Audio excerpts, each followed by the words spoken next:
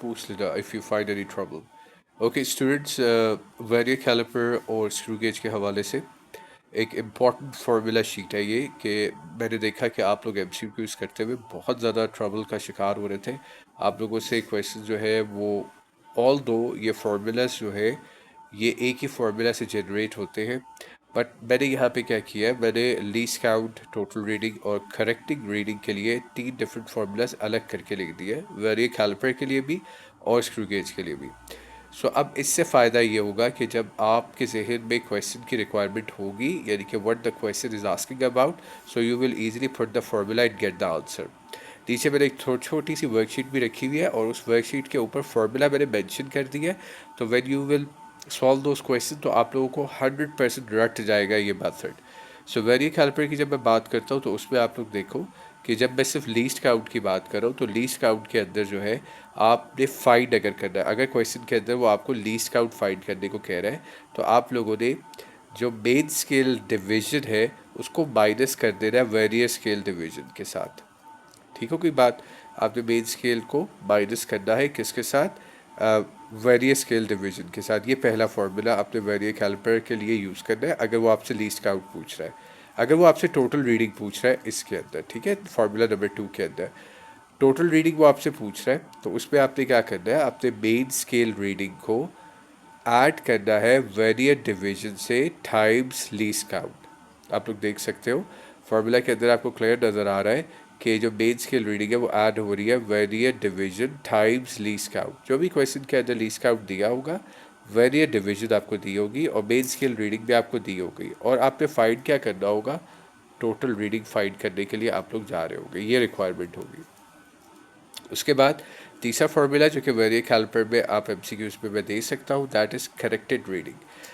अब एक रीडिंग जो होगी, टोटल रीडिंग मैं पूछने के लिए जा रहा हूँ, मैं कह रहा हूँ भाई करेक्ट रीडिंग जो है वो क्या आ सकती है। उसके अंदर जो है आप लोगों को ज़ीरो एरर जो है मैंने दिया होगा, ठीक है, और टोटल रीडिंग जो है वो भी दी होगी। अब उसमें आपने क्या करना होगा, टोटल रीडिंग से ज़ीरो एरर को सब्ट्रैक्ट करना होगा। तो जब आप ये काम कर लोगे तो आपके पास करेक्ट रीडिंग आ जाएगी, ठीक है। ये 3 फार्मूलाज है जो कि आपके लिए आसानी करेंगे आपके वेरियर कैलिपर के एमसीक्यूज़ को आसान बनाने में, यानी कि उसका सोल्यूशन बनाने में, उसका आंसर लेने में आपके लिए आसानी करेंगे। उसके बाद हम चलते स्क्रू गेज फार्मूलाज की तरफ।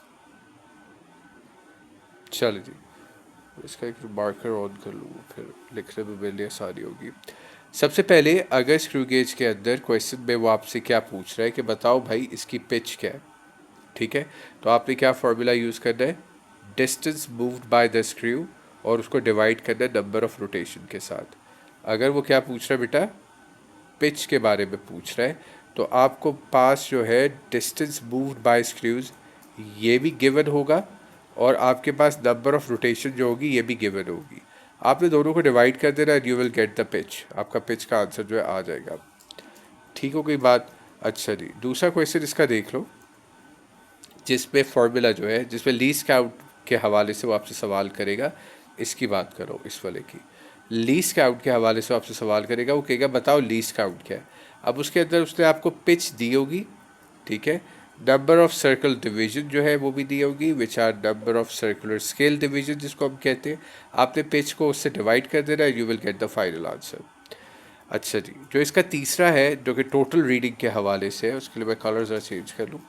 टोटल रीडिंग अगर वो पूछ रहा है आपसे, वो आपसे क्या पूछना चाह रहा है, टोटल रीडिंग पूछना चाह रहा है। तो टोटल रीडिंग में आपने क्या करना है, आपने मेन स्केल रीडिंग आपको क्वेश्चन में दी गई होगी, हमेशा आपने सर्कुलर डिवीजन को टाइम्स लीस्ट काउंट से करना है, यानी कि सर्कुलर डिवीजन को मल्टीप्लाई करना है लीस्ट काउंट से, and you will get the total reading.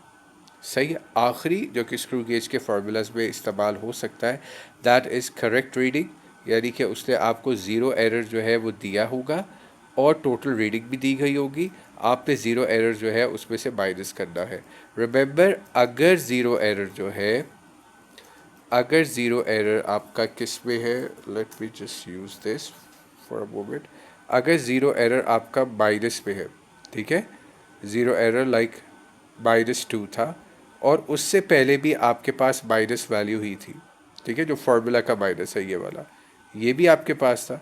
तो माइनस माइनस जब आपस में मल्टीप्लाई होंगे तो वो क्या बना देंगे, वो प्लस बना देंगे। इस बात का ख्याल रखना है स्क्रू गेज में भी और वर्नियर कैलिपर के अंदर भी। अच्छा, उसके बाद आप लोग अगर थोड़ा सा और नीचे आ जाए,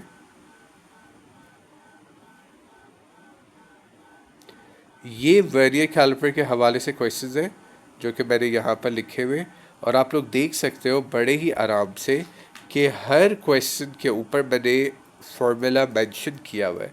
आप यही फार्मूला अप्लाई करोगे and you will get the answer. Here the formula is mentioned. Here the formula is mentioned for vernier caliper. And you know, if you see above, मैंने आपको 3 फार्मूला सिखाए और 3 फार्मूलाज के ही क्वेश्चन बनाए। ठीक होगी बात? अच्छा जी, अब जरा आप नीचे वाले क्वेश्चन पे आओ। तो I do not want that.